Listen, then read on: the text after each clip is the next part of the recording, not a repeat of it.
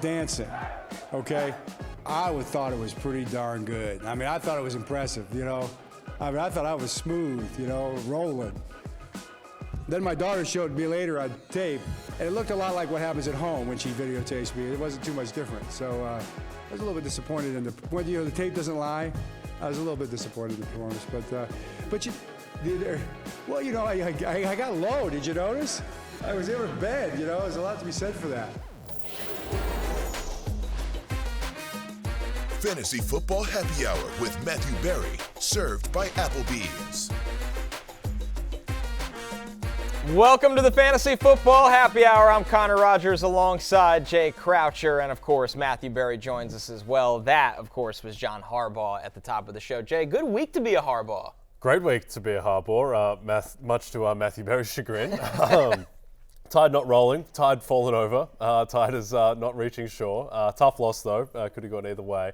But no, it was a good week, lots happened, and I think John Harbaugh may be the biggest winner of all, clinching the 1 seed and his quarterback clinching MVP. Absolutely, and of course we have a lot to do today. We got player news that comes with our Week 17 recap, waiver wired for those of you still playing in your championships this week, and our Back to the Futures bets because Pete's with us, backup producer Pete. Yes. It is a Tuesday, but before we go anywhere, Fantasy Champions, you drink free today, and we are lucky enough here on the Happy Hour to be joined by a fantasy champion because Matthew, to the regret of some, to America, has won our NBC Happy Hour League Championship, beating the dark horse Dev. Matthew, congratulations. Any words, any speech on the Happy Hour Championship?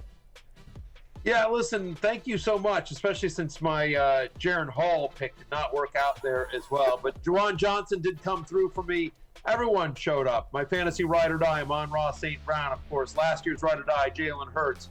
It's here for Dave Montgomery. And, of course, my guy 8, CeeDee Lamb, leading the way in a huge way. The Human Dorch and Wan'Dale Robinson, some pickups because Raheem Mostert got injured just before the end of it. At the end of the day, it wasn't particularly close. I was nervous. I was worried about Stupid Dev. I like that he changed his team name to Stupid Dev. He put up a valiant effort. There's no question about it, but disappointing performances for him from Kelce and Henry. Obviously, Minshew and Mason Rudolph are not really doing a lot there. Look, sometimes the right thing happens in fantasy. Every once in a while, you'll see a league where the best team doesn't win, where the fantasy gods conspire against that person. But in this particular case, justice was in fact served. I was the best team from start to finish, from wire to wire. I lost only one game this entire year. Like Connor, you put up an amazing game against me when we played in the regular season. 181 points, you still lost. Jay Croucher with his stick men and his voodoo magic. He tried very hard, valiantly, to get me out. This Najee Harris and, Easton stick, and he was not able to do so. Many came at the champ, many failed. The point, and I think the most important thing here is that for the rest of this show, for the rest of the season next year, really until a year from now, I demand Jay and you, Connor, refer to me as champion or champ. Our master I will accept. He who wears the crown I will accept. I just want acknowledgement from you guys. If you guys ever win the championship, I'll refer to you as champ, but you have not done so yet. So, yeah, I'm the champion, and I need you to refer to me as such. Well, I just want to congratulate you, Matthew, because that was the worst post-game celebration interview since Richard Sherman lit up Aaron Andrews after he shut down Michael Crabtree. So you've taken that mantle from him. No, I couldn't be less happy about this outcome, to be honest. The fact that you were able to turn Juwan Johnson into peak Travis Kelce and Justice Hill into Christian McCaffrey.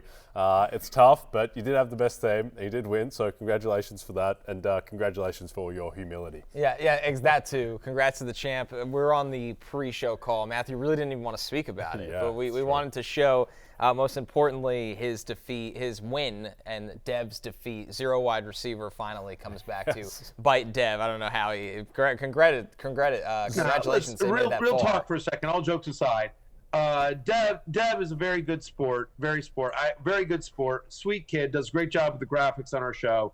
Did a great job with his team. We thought leaving the draft, we were like, dude, you literally only drafted Rashee Rice and Michael Pittman. You went 0 wide receiver, which is not a strategy we see very often. But it wound him up in the finals. He did very well. So congratulations to Dev and to everyone, honestly, for putting up a valiant effort. But it was not enough, unfortunately. But listen, I want to thank Amon-Ra St. Brown, who, as Ian Hartitz pointed out on Twitter today, is the only non-quarterback to put up at least 20 fantasy points in every single round of the playoffs this year. My fantasy ride or die came through, at crunch time when you needed him the most. He came through. So thank you, Amon-Ra. Thank you, Jalen Hurts. Thank you, CeeDee Lamb. Of course, I call him eights. But yeah, you know what? Like, give me a little bit of love here, Jay Croucher. Like, to your point, like, I was dealing with, Mostert being out and a bunch of other injuries as well. I lost TJ Hawkinson. And so I had to piece it together. And so, yeah, Justice Hill, Juwan Johnson, Wan'Dale Robinson, all guys that were available for Dev or anyone else to be picked up. And they were all sitting there for the last couple of days. So managed to grab them. They performed for me. And I'm happy to be your champion. I promise to rule with fairness and grace. Kindness, Yes. benevolence. I will be a benevolent king to all of you, I promise. Yes, I for one welcome our new insect overlord with his superstar team of wide receivers and running backs. Make no mistake about it, too. This was a Cinderella story. I want people to understand that this didn't just, wasn't a dynasty. It wasn't Tom Brady's This Patriots. isn't the Niners. When you look at our Happy Hour League last year, these were the standings. And Boy, 5-9. Matthew's nifty team. I don't think there's another Matthew in our league. I don't know where this screenshot came from, but this was quite the Cinderella run. Yes. From 8th place to champion the following year, Matthew. Yeah, you know what? Last year I'd never played on Yahoo before, and so there was some. That's why. No, I'm dead serious. I'm like, No if you guys shame. are gonna try to throw me under the bus, I'm gonna explain myself from last year, which is that you want to get it like so. It's a 14-team team, as you see there from last year. We were under the impression that it was one type of scoring. Turns out it was another. Half the league didn't understand that it was a 2-quarterback league. It was poorly commissioned last year. We replaced that commissioner as well. The rules were unclear. The Yahoo draft. Anyway, it was a whole thing. But this year, everyone was clear on the rules, and the league was run. I think what's more important here, and I appreciate you guys trying to rain on my parade. Go back to the standings from this year, please. Can we go back to the standings from this year? We've lost that. Yeah. As opposed to living into It's the on the past. archive. Yeah. Yeah. No, Interesting. I went. What was the regular season? The regular season was 4. I went 13-1, I believe, in the regular season, whatever the regular season was, or 14-1. I only had one loss in the regular season, and of course, then I wiped the floor with Jay. I wiped the floor with stupid Dev throughout the playoffs. Had a first-round bye, of course, and I think the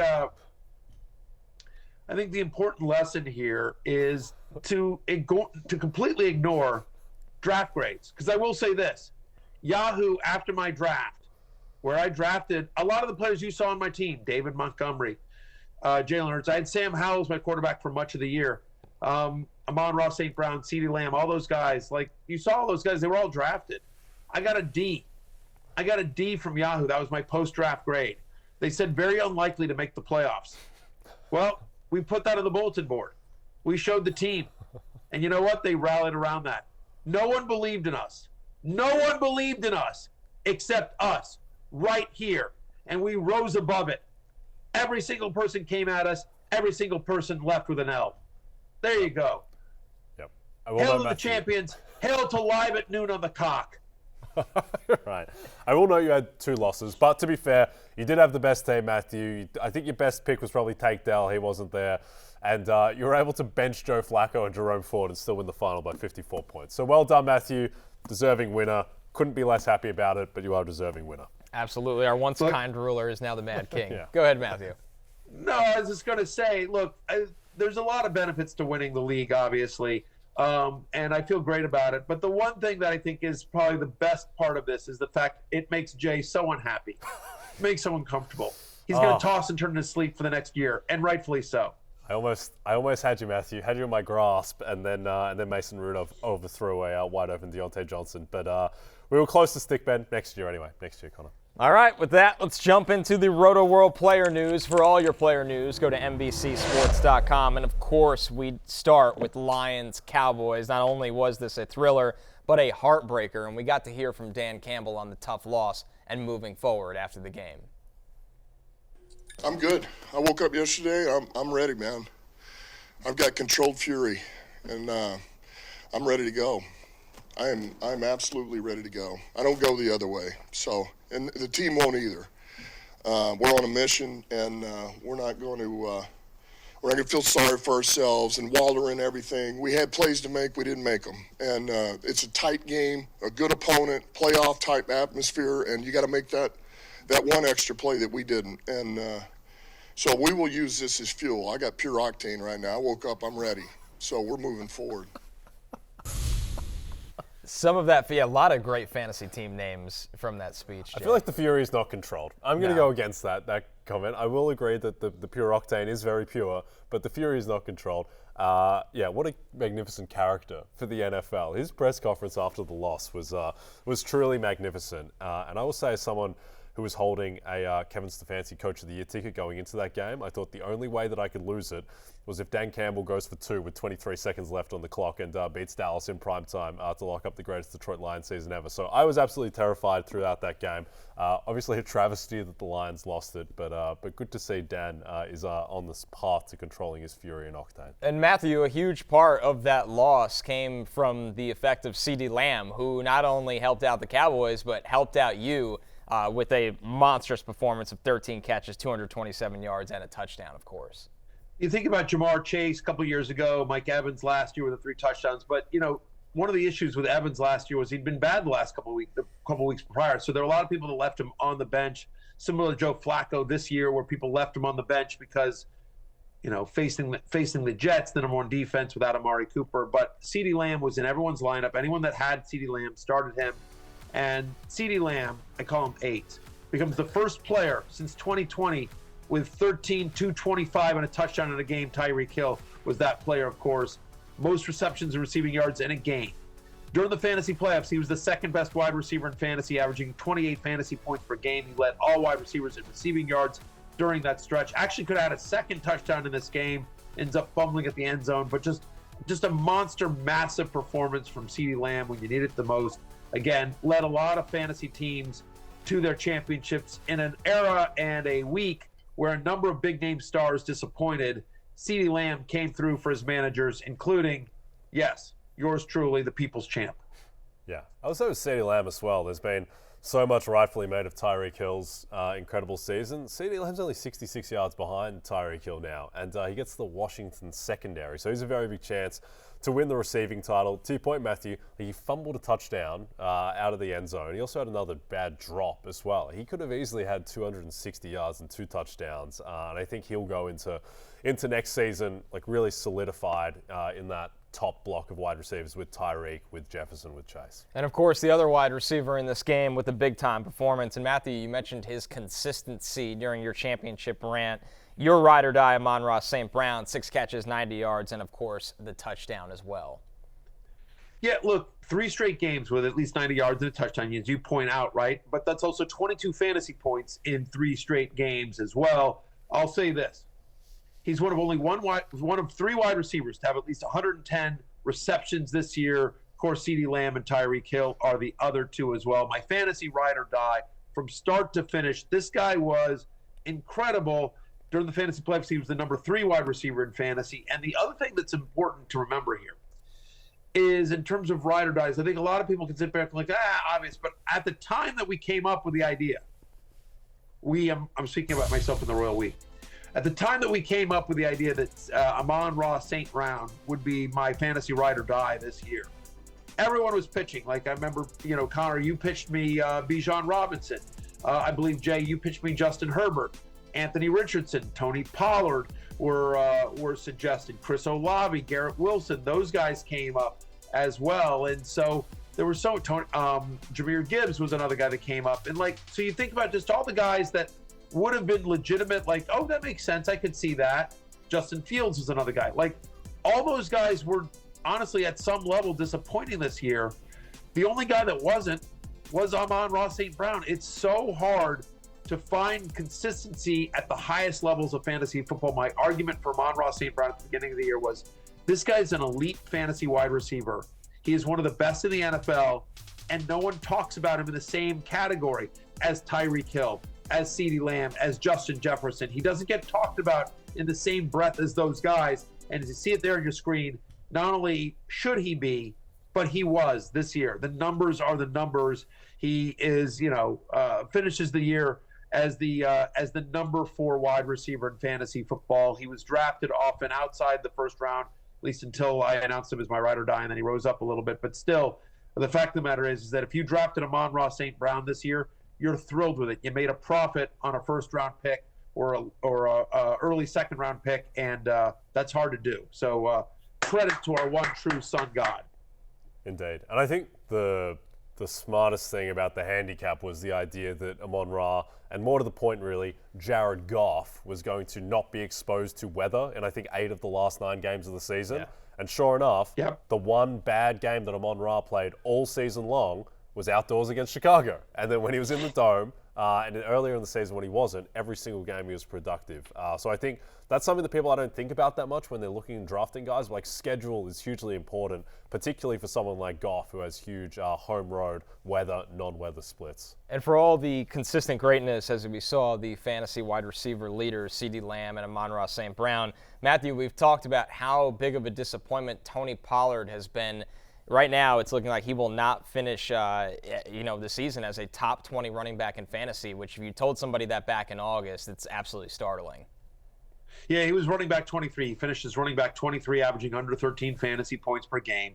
During the fantasy playoffs, when you needed him the most, single-digit fantasy points in every single week. He averaged 6 fantasy points a game, weeks 15 through 70. Under 75 yards from rushing yards in every single game this year except for 2. He had 66 red zone touches this year, right? Tony Pollard had 66 red zone touches this season. He scored 4 touchdowns. Now that's a lot of times that he didn't score touchdowns. 62 times. I'm doing this math in my head. 62 times he got the ball in the red zone and didn't score a touchdown. Do you understand how hard that is to do on an offense as efficient and as successful as the Cowboys? It was brutal. And I know he was hurt to start the season, I suppose, wasn't fully recovered, but still, when you see that what Rico Dowdle had better numbers on a lot less touches in the red zone than Tony Pollard, I will say this. I think the thought that, finally Tony Pollard's going to be a bell cow running back, I think those days are over. Whether he's back with the Cowboys next year or not, remains to be seen. But if he is back with Dallas, they will have somebody else with him. They will go out and get a big name guy, whether it's Derrick Henry or somebody. They'll draft somebody, but Tony Pollard, they're not going into next year with Tony Pollard and Rico Dowdle as their running backs. I bet you anything that. Yeah, of course Pollard's set to be a free agent after the season, Jay, playing on the tag. The one thing I'll say with Pollard is that he did break his leg in January. And so I'm just wondering whether he's just not physically the same guy yet and he can get better. But to me, the most incredible thing about Pollard is that he only got to 80 rushing yards once all season. That's almost impossible. This team plays with the lead so much. Right. They're in positive game scripts so often. He averaged 15 carries a game. And with the explosiveness that he showed last year, that's almost impossible that happened. The only time he did it was against the Cardinals back in week 3. And also, I think the offensive line hasn't been as dominant as years past, but also he just hasn't played well. Like he dropped that or that pass over the middle against Detroit where if he just holds onto that could be a 60-yard touchdown run or whatever it might have been. He has missed his opportunities, and I think relative to ADP, he has to be the biggest disappointment of the season. Yeah, absolutely. I'm with you. All right, let's move over to a game that had a ton of points, a lot of them on the Baltimore side. We opened with John Harbaugh's dancing. The Ravens destroy the Miami Dolphins, and Lamar Jackson, Jay, all but locks up the MVP, 18 for 21, over 300 passing yards, the 5 touchdowns, really the standout in this one. Yeah, Lamar currently on DraftKings Sportsbook, he is minus 20,000 to win MVP. That is phenomenal value, the minus 20,000, because there's Free. a 0% chance, I think, now that he loses the award. And look, the criticism of Lamar's MVP case previously had been that statistically he doesn't stack up to other MVP winners or even some other quarterbacks this season. Well, he fixed his stats pretty well in this game, going for the 5 touchdowns, perfect passer rating, 95.9 QBR. And this is against a Miami defense that quietly has been a top 2 defense in the back end of the NFL season. Well, not anymore after this game, but I mean, the fact that he was able to do this, I mean, I think this is probably the best game he's ever played in his career. And this is a guy who previously won MVP unanimously in 2019. Yeah, Matthew, for a player that it was kind of up and down fantasy-wise, the Ravens have always been good this year, but up and down fantasy-wise, at least the first 70% of this season, what a finish for Lamar Jackson, who probably gave a lot of fantasy managers a championship. He was the number 1 quarterback in fantasy throughout the fantasy playoffs. Absolutely a brilliant performance by him down the stretch. And, of course, when you need it the most in the championship week, he gets you 5 touchdown passes. I mean, he led one of my other teams to a championship where the rest of my team just didn't show up, honestly. You know, like my running backs in that league were like Rashad White, who didn't do much as well. And, like, you know, it just played against a guy who started the Texans defense. He got a ton of points out of it. And anyway, but Lamar bailed me out with 5 touchdowns as well. A brilliant performance by him as well. And to your point, Jay, like, he is, you think about the 2019 season when he won the MVP, I think it's not a fantasy note, but I just think it's kind of interesting. The 2019 season started with Baltimore absolutely rocking Miami, just blew them out and sort of started off Lamar's 2019 MVP campaign. And then he, of course, ends up winning the MVP. And then this year, he caps it off with a throttling of Miami. So, sort of kind of interesting symmetry right there, sort of fun. But, yeah, brilliant performance by Lamar. He is the MVP of the NFL. And I think you can argue, you know, given his performance in the fantasy playoffs, he's on the short list of fantasy MVPs as well. I mean, I think you could make an argument for amon-ra. You could make an argument for, you know, some of the Raheem Mostert if he hadn't missed the last week because of where he was drafted. You know, but we'll do our award ceremony probably in a week from now. But really, a truly brilliant performance by Lamar, especially when you needed it most against Miami. I think Baltimore's the best team in the AFC. I think you can make an argument they're the best team in the NFL. And I think anything other than a San Francisco-Baltimore Super Bowl, I don't want to say it's an upset, but would be a surprise, at least to me. While it's looking like Lamar will be the MVP, Isiah Likely might have been a savior for many fantasy managers, Matthew. As soon as Mark Andrews goes down, Likely obviously a huge waiver priority ad that week, and he lived up to expectations and came through this week with the 2 touchdowns. At least 18 fantasy points in 3 of the past 4. You saw it right there. If you were watching, you saw this play, which is just absolutely brilliant. A one-handed in motion, like he's running and just grabs it with one hand without breaking stride. I mean, that's what's ridiculous. We've seen a lot of one-handed catches in the NFL. I don't see a lot of them where you just do it while you're running. Unbelievably, he's now scored 4 touchdowns in the past 4 games since Mark Andrews went down. To your point, he is the 5th best tight end in fantasy football, Isiah Likely.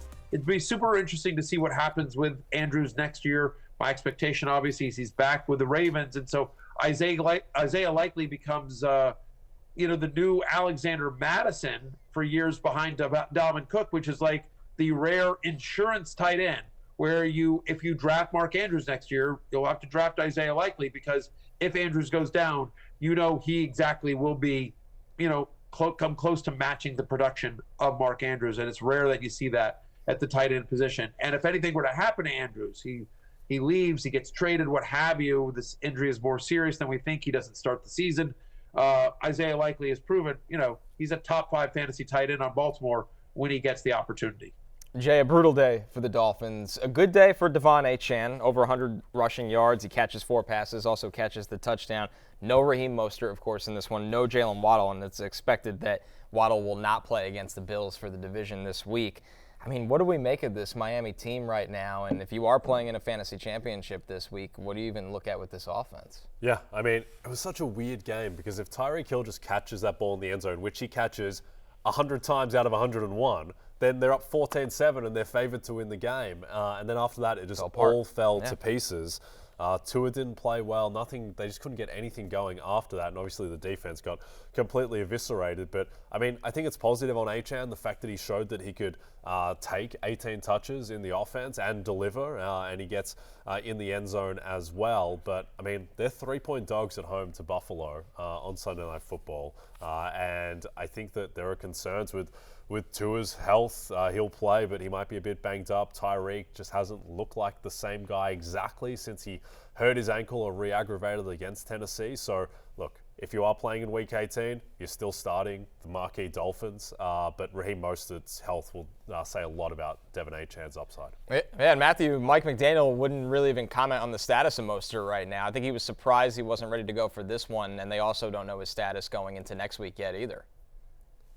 Yeah, I mean, I think we were all a little surprised. Like, we knew he was hurt. He'd missed a lot of practice, but we thought it was sort of kind of veteran rest. This is somebody who has been banged up in his career, and so I think there was a bit of a surprise that Mostert was not able to go Championship Sunday. I tweeted this out. I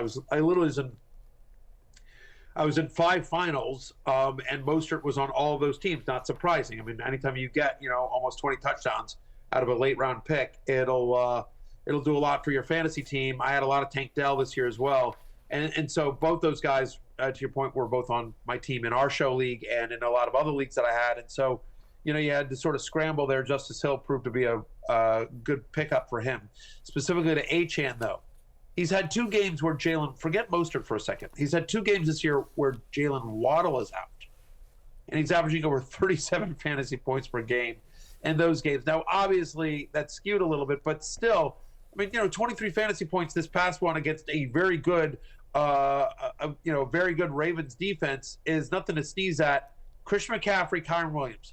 That's the only 2 running backs that have had more 100-yard rushing games than De'Von Achane this year, which is crazy to think about, especially when you think about how much time Achane missed earlier in the season. So I think Achane is a must-start this week, regardless of whether Mostert is back or not, because without Waddle, they will use – it's such a narrow offense in terms of how they distribute the ball. Achane is still going to touch his. You mentioned the passing game work, 4 receptions, 30 yards, and a touchdown in this past one against Baltimore. I would expect similar numbers next week against the Bills, regardless of whether Mostert's back. We move over to the most stunning upset of the weekend, and that absolutely is the Cardinals beating the Eagles at Philadelphia in this one. And Matthew, I think the big fantasy storyline is how much of a mess the Eagles wide receiver situation was. Devontae Smith now dealing with a mild ankle sprain. A.J. Brown only 4 catches for 53 yards on championship weekend in a brutal Philadelphia loss. In a year in which A.J. Brown was so good for so long, during the fantasy playoffs, he did not show up under 15 fantasy points in 3 straight games. And you figure, okay, it's Arizona. They're home. And this is a game they need to win. And yet, 4 for 53. He was wide receiver 45 in championship week. He ends the year as wide receiver 6, which just sort of goes to show you how good he was up until the last couple of weeks. Through the first 14 weeks of the season, he was wide receiver 4. In the fantasy playoffs, he was wide receiver 32. Again, just when you needed him the most, he didn't show up. And I don't know how much of that is on him versus Jalen Hurts versus sort of game script, but credit the Arizona Cardinals. They had every reason to sort of phone this game in. This is a tough matchup. They've struggled defensively this year, and they showed up in a big way. Huge win for the Cardinals. Congratulations to them. Thrilled for them.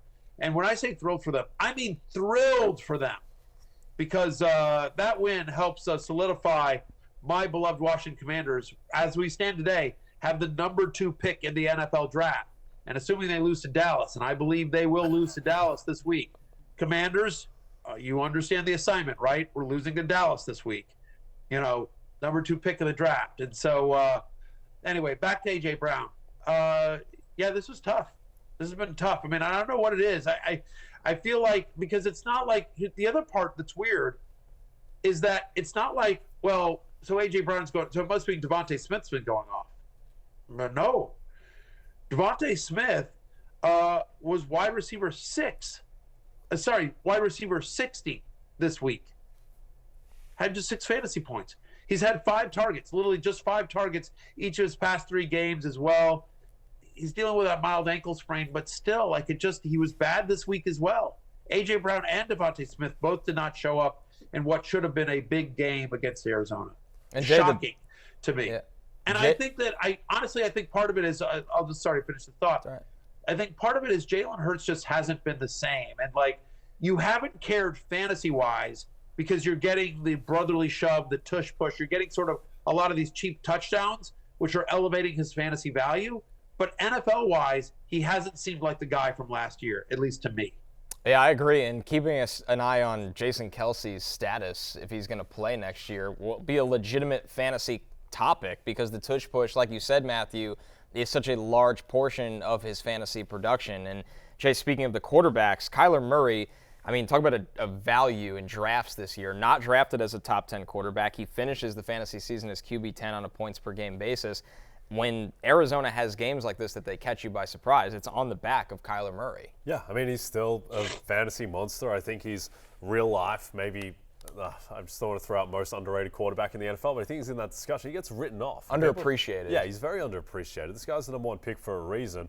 And to me, one of the most startling stats of the entire season is that Philadelphia, with their season on the line, with the NFC East at stake, the Cardinals had 40 minutes time of possession in this game. The Eagles just couldn't get on the field. That's why A.J. Brown and Devontae Smith didn't have these big games. The Eagles only ran 47 plays. And this defense in Philadelphia now on the season is the 30th ranked defense in the NFL after being a top 5 unit last year. And it's just infecting everything. And so Murray was awesome. James Conner was fantastic. And the Cardinals, I mean, credit to them. It's long term, terrible for their franchise that they won this game. But for a day at least, they were magnificent. Yeah, Matthew, James Conner with a massive championship week performance. And honestly, quietly, you take away the time when he was hurt, he was very good this season. He comes in as RB15 on the year, averaging over 14 points per game. Yeah, on a points per game basis, he was the 15th best running back in fantasy football. He was one of these guys. I mean, this was ultimately totally a year to go zero RB, as we talked about. We talked about this quite a bit in the preseason about how there's all this kind of quote-unquote cheap volume in those middle rounds, the 5th, 6th, 7th round of fantasy drafts. We talked about Isiah Pacheco.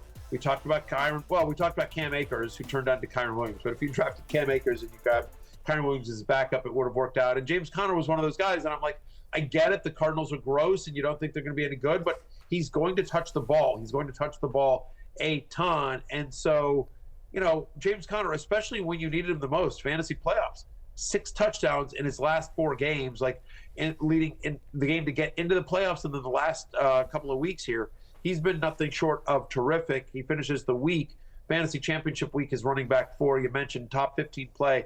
Somebody that was just kind of being left for dead in fantasy drafts at the beginning of the year. Again, this cheap volume. There were just a number of guys out there. James Cook was another one that we talked about quite a bit, going in that range that we liked a lot. Just running backs that weren't sexy, that were maybe in slightly bad situations because there was another running back there or because the team wasn't particularly good, but we're like, these guys are all going to touch the ball 15 to 20 times and they should be productive. The area, what you should do is draft wide receivers early this year, and then in that 5th, 6th, 7th round, draft running backs, goes kind of zero RB, and it really paid off this year. Again, jokes aside, whatever, but my team's a perfect example of that in our league, right? I mean, ours league is a super flex league.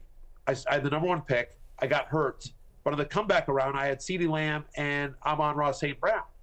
Right? I got Mostert late in that league. I got just a bunch of kind of mid-tier running backs in that league, sort of pieced it together. David Montgomery was another kind of mid-tier, zero RB target, and that obviously worked out. Yahoo didn't like it. They gave me a D grade.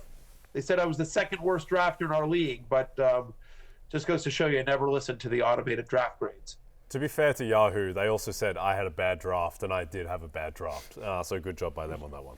Yeah, fair enough. But back to James Conner as well. Just, really impressive. And the weird part is they didn't use him in the passing game as well. But I think that as we sort of look towards next year, we'll see if James Conner is back with Arizona. But, Kyler Murray fully healthy, James Conner back. I think they found something with Michael Wilson. Really nice player there. Marquise Brown was hurt all year long, but assuming he comes back healthy, they obviously have something amazing in Trey McBride. This is suddenly a very nice offense fantasy-wise next year. Another fantasy championship storyline comes from the 49ers-Commanders game where, listen, Matthew, Christian McCaffrey carried a lot of people to fantasy championships this year. And it's not that he put up a goose egg, but with the calf strain in Week 17, it's safe to say this was a fantasy championship disappointing performance from a player that was incredible the entire season. Yeah, I mean, look he just 13 fantasy points, running back 21 as well. It was a game that was kind of workmanlike for the 49ers. They didn't need to do much to defeat my Commanders. So certainly disappointing. He leaves, as you mentioned, he left the game early. They want to be cautious with it. He's not going to play in Week 18 against the Rams. He's got this mild calf strain. We'll talk about that a little bit coming up. But, the expectation here, Elijah Mitchell, Jordan Mason will fill in for him. But he was unbelievable this year. He's the number one running back in fantasy, obviously, for the season, averaging over 24 fantasy points per game this year. 391 total fantasy points, his most in a season since 2019. He was the number one player in fantasy football. You could argue he was the fantasy MVP because I saw him going sometimes as like number 5 overall. People were drafting Justin Jefferson and Jamar Chase over him. McCaffrey going like, the middle of the first round. To get that kind of value in the middle of the first round is unbelievable. If you're interested, my way too early top 50 for 2024 is available now on Rotoworld.com, NBCSports.com, 100% free. Of course, I'm a company man, but not a surprise. Christian McCaffrey is my number one overall player for 2024. Jay, do you think Offensive Player of the Year is still up for grabs right now, or is somebody kind of separated from the pack as we take a look here? I think McCaffrey, that minus 300 price is justified. I mean, I personally would vote for Tyreek Hill, but I think McCaffrey, there is the sense that, 2K scrimmage yards, 21 touchdowns, number 1 seed, Niners. It feels like his award, but Tyreek Hill, Sunday Night Football, if he goes off against the Bills and has a Tyreek Hill game where he has 150 yards in a win that clinches the division for Miami, at that point, I think Tyreek would win the award. But I think these odds are fair. The weird one for me is, and I think his case is coalescing too late, CeeDee Lamb has another 200-yard game against the Washington Commanders and wins the receiving title, which is very in play, as Matthew will know, having watched Commanders football this season, to clinch the NFC East in that game. I just think it's probably come together too late for CD, and he's just not in that discussion with McCaffrey and Tyreek. But at these prices, I wouldn't be betting anyone in particular. I think those prices are fair. Pretty easy day for Brock Purdy, 22-28, 230 yards, 2 touchdowns. Deebo Samuel gets volume both through the air and on the ground. Brandon Ayuk gets the touchdown, 7 catches, 114 yards. Matthew, it's going to be tough next summer to rank these guys, how to differentiate and separate Ayuk and Deebo in this offense. I don't think you need to. I mean, I think both guys, we've seen there's a number of offenses where they have, multiple elite wide receivers. We saw that, this year didn't end up panning out, but we expected that with Jamar Chase and T. Higgins. A.J. Brown and Devontae Smith both finished as top 10 wide receivers this year as well. I think it's going to be hard to keep Cooper Kupp and Puka Nacua outside of the top 10 next year among wide receivers. And I think Deebo and Ayuk are both right there as well in terms of, you're right. Do you prefer Deebo because maybe the rushing, or Ayuk because he gets banged up a little bit less? I don't think it matters. Both guys are superstars in fantasy and in real life in the NFL.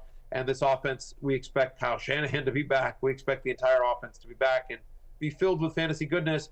Brock Purdy, by the way, to your point, I think Brock Purdy's a top 10 fantasy quarterback next year. He finishes the year as QB8, averaging over 18 fantasy points per game. And in a game against Washington, did what he should do. Right, which is, a couple touchdown passes. Again, very workmanlike performance. He finishes the week as QB 12, 17.6 fantasy points per game. He's had at least 20 fantasy points in over half his games this year. Pretty impressive. Over to the AFC, the Chiefs. It was a close one for a while, but they ultimately take care of business against the Bengals here, Jay, on the back of Isiah Pacheco, who runs for 130 yards, catches 7 passes, catches a touchdown, ends up as RB2 from the weekend in a monster performance for another guy. We talked about zero RB. This was one of those guys in that strategy. Yep, absolutely. And the thought process there was that this guy has the chance or the likelihood to be a number 1 running back in a Patrick Mahomes offense. Now, a Patrick Mahomes offense hasn't meant nearly as much this year as it has in every year prior of his career. But look, Pacheco showed that it is just cartoonish, his running. The style of it's unbelievable. Stomping. It is stomping. The arm movement is majestic. But, he showed that he can light up these bad run defenses. And Cincinnati have as bad a run defense as you can have with DJ Reader out. And so he was an absolute monster when it mattered most. Yeah, Matthews, we show the Week 17 fantasy leaders. Just massive breakout years for both Kyron Williams at the top there and, of course, Pacheco following him from this weekend as well. I think the biggest takeaway was Jerick McKinnon's on IR. Clyde Edwards-Helaire wasn't in this game, but Pacheco in this game, 7 receptions for 35 yards and a touchdown. And I think that's the biggest thing is, like, we always knew Isiah Pacheco was somebody that was, could be a power runner between the tackles, but the emergence of his passing game usage, we saw hints of it last year in the playoffs, but this year becoming, somebody that can be a true 3-down back for an Andy Reid offense is impressive. And, like, listen, this is what the Chiefs need to do right now. Other than Rashee Rice and sort of Travis Kelce, it's been a tough year for Kelce down the stretch, but it's really, they don't have a lot of guys on in the passing game that you can count on, and so they got to play good defense and run the hell out of the ball. And with Isiah Pacheco, they can. He's going to be another fun one to rank next year as well. Like, clearly a fantasy superstar, and he ends the year as the 11th best running back in fantasy. Last one from this game for you, Matthew. Travis Kelce, through all of the trials this year, he still comes in as tight end 1, but it feels like finally the king of the tight end position is starting to trend downward. Yeah, I mean, I'm probably assuming, listen, I don't think the Chiefs win the Super Bowl this year, but if they wind up winning the Super Bowl this year, I think there's an argument. I wonder if Travis Kelce retires, to be perfectly honest with you. But it's definitely down the stretch. It does feel like I don't know whether it's age or defenses are catching up with them. But over the last 3 weeks, Travis Kelce has less fantasy points per game than Kyle Pitts, right? Week 17, Noah Gray had more fantasy points than Travis Kelce. Over the fantasy football playoffs, when you needed him the most, Travis Kelce was tight end 24, right? He averaged under 8 fantasy points per game, single-digit fantasy points now, and 3 straight for Travis Kelce. And you couldn't have asked for a better matchup than Cincinnati, who've struggled against tight ends all year long. I thought this was going to be a smash spot for Kelce. I was playing against Kelce in the playoff game where Lamar Jackson saved my bacon. The guy I was facing was Tristan Cockcroft. Shout out to my friend Tristan Cockcroft, who does a great job over at ESPN. I was playing Tristan in the finals of this league, and he had Kelce and Jefferson. He honestly had the better team than me this year, and just didn't work out for him because those guys just disappointed for him. Lamar had a 5-touchdown game. But Kelce's going to – here's what I will say about Kelce. I'll have Travis Kelce as my number 1 tight end next year in fantasy, but I'll have him as like a mid-third round pick, and I bet you I wind up with 0 shares of Kelce next year. All right, we're going to take our first break. When we're back, for those of you still playing into Week 18, never fear. We have waivers coming up for you next. Be back right after this. So I needed a tight end. So what did Dev do? What did stupid Dev do? What did stupid Dev do? Stupid Dev went to the waiver wire and picked up every viable tight end. So I found Juwan Johnson. So Juwan Johnson, Dev, mark my words, stupid Dev. Juwan Johnson, who's had double-digit fantasy points in back-to-back games, and now plays the Buccaneers, who are top 5 in terms of most fantasy points allowed to opposing tight ends. Juwan Johnson, 7 targets last week. He's a viable streamer this week. He finishes as a top 12 tight end. Your evil plan fails in terms of tight end, stupid Dev. Give me Juwan Johnson. You heard the man. Called his shot, Juwan Johnson, who leads waiver wired for tight ends here. 85% available against the Falcons. The Saints can clinch the NFC South or wild card, but they need a win plus help. And Matthew, boy, was this a clutch pickup for you. 12 targets, 8 catches, 90 yards, and a touchdown for Juwan Johnson. I am so, fantasy is so dumb, and it's so emotional, right? I am so proud of this. Like, you're like, it didn't matter. You had 40 points from, CeeDee Lamb and amon-ra went off and everything like that. I don't care. I was so proud of this Juwan Johnson pick because I lost Hawkinson, and he literally, Dev, picked up every single possible tight end that he thought he could. His bench was nothing but tight ends for much of the week, and then, of course, Sunday morning he dropped them all so that I couldn't pick them back up. And so being able to, sift through the ashes of what was left, the dregs of society there among tight ends, and finding Juwan Johnson there, this beautiful gem of Juwan Johnson for the Saints, and then him coming through like he did. I am so proud of that. I am so happy and unbelievably excited that he had a huge game, by the way. It's a nice matchup this week against Atlanta as well. bottom six. Falcons bottom six in terms of most catches and yards allowed to tight end so far this season. He's now had double-digit fantasy points in 3 straight weeks. He scored a touchdown in 3 straight weeks, which is not surprising. He's actually tight end 2 in fantasy over the last 3 weeks. So I do think if you're playing in Week 18 and looking for a tight end, Juwan Johnson's viable, baby. Yeah, I think you put star Juwan Johnson. You definitely pulled a horseshoe out of your pocket on that one. All right, another tight end on the list here, Jay. Tucker Kraft against the Bears, 80% available. Green Bay clinches the wild card with a win in this one, but Luke Musgrave returned to practice last week. Kraft's been good with Musgrave down. Yeah, he's been solid. Look, if Musgrave is back playing, you don't want any part of Tucker Kraft most likely. But if Musgrave can't go, as you mentioned, Packers need this game. They'll be going all out. You cannot run the ball on Chicago, so they should have to throw. And he was 6 targets, 6 receptions, 48 yards last week against Minnesota with a chance of getting in the end zone. So I think you can do worse. We move over to the running backs here with Khalil Herbert against those Packers, 47% available. Matthew against Atlanta in Week 17. He got the volume, 18 rushes, 124 yards, and the touchdown. Also added 2 catches as well. The important thing to remember here is that Deontay Foreman has been inactive each of the last 2 weeks for personal reasons. We don't know what they are. We don't know if he'll miss this game. It feels like it's trending that way. We haven't even seen anything about it. Hope everything's okay with Deontay and his family.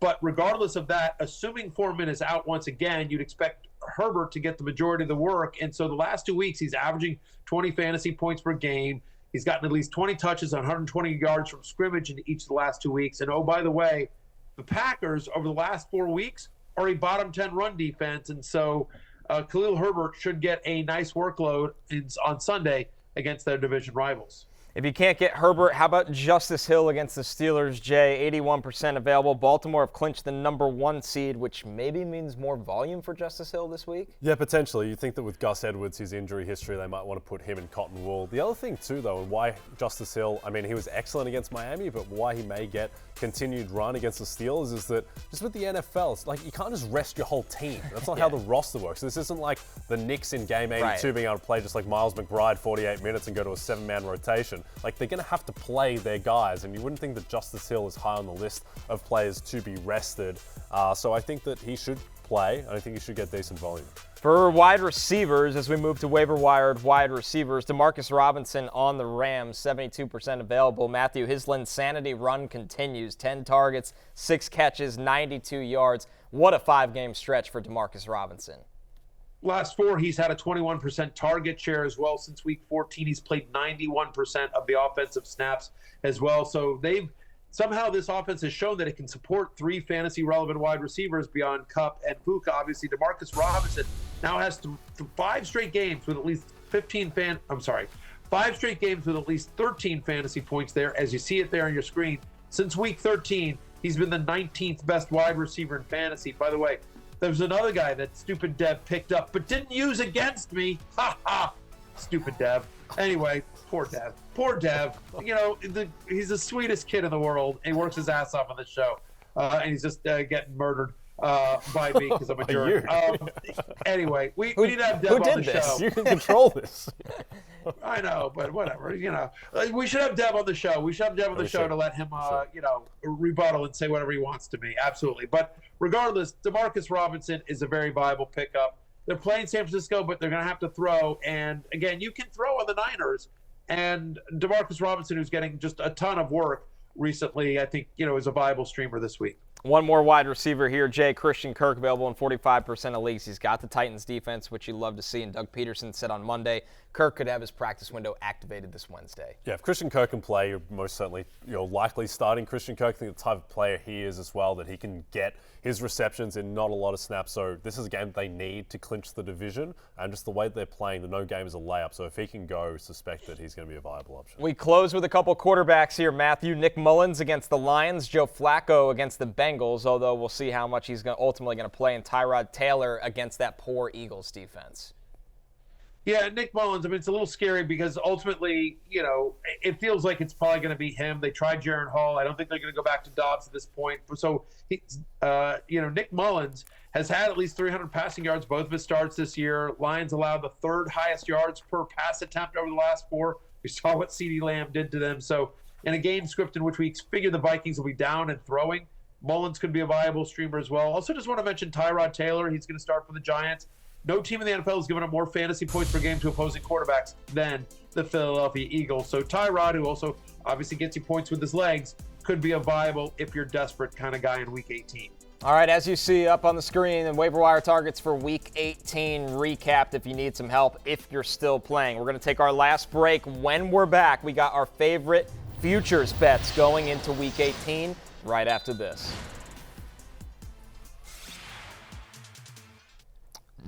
Don't forget, on DraftKings Sportsbook this season, new customers can bet $5 and pocket $150 in bonus bets instantly. Plus, all customers can get a no-sweat same-game parlay every day. Download the app and use the promo code Barry when you sign up. DraftKings Sportsbook, the crown is yours. All right, Jay, let's jump into Back to the Futures. What do you got for us as we close out the regular season? Looking at Comeback Player of the Year, which is one of the more bizarre markets we've seen. Right. Very difficult to handicap, but this award, it is strange, but you usually vote for the story or you vote for the on-field production. If you're voting for the story, then you cannot not vote for Damar Hamlin. He has the best story. If you're voting for on-field production, I don't see how you don't vote for Baker Mayfield, who's played the full season. Flacco's only played 5 games. Baker's stats, he's been about the 10th best quarterback in the NFL this season. He's on 4 teams in 12 months. So I think that Baker, he is the option at 12-1 if you vote for the on-field production, but I still think Hamlin is going to win. I think Hamlin at minus 140 is incredible value. Matthew, or the champ, what do you got for us? Yeah, thank you. I appreciate that. Connor, thank you for the acknowledgement. You're correct.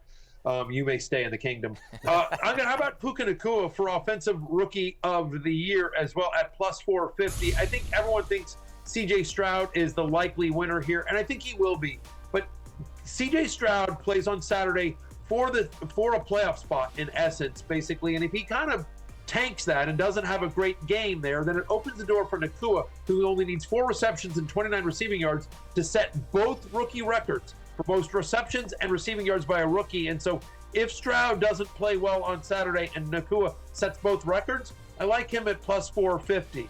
Stroud ends up leading his team to a playoffs, then I think he's going to win, and that's why he's at minus 1,200. But the better odds there are plus 450 on Puka, who's got a shot at it. I have the same strategy as you, Matthew, here for Defensive Rookie of the Year. Jalen Carter has been the runaway favorite like C.J. Stroud. I'm going with Will Anderson at plus 400. 7 sacks, 14 quarterback hits, 36 hurries. Jalen Carter, 6 sacks, 4 quarterback hits, 33 hurries. Will Anderson has played more. He's been more productive. He's been great. That's it for us. For Matthew, for Jay, I'm Connor. We'll be back tomorrow, 12 p.m. Eastern Time, here on Peacock.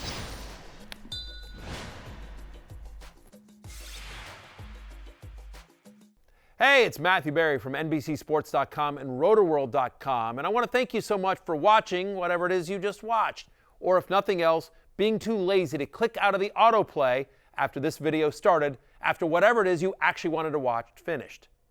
But now that you're here, I'd like to take a moment here to ask you respectfully now, okay? I'm asking you respectfully to subscribe to the NFL on NBC YouTube channel. You'll get the latest Rotoworld fantasy news headlines, all sorts of great shows, including my own Fantasy Football Happy Hour. So go subscribe now. Again, I'm asking respectfully.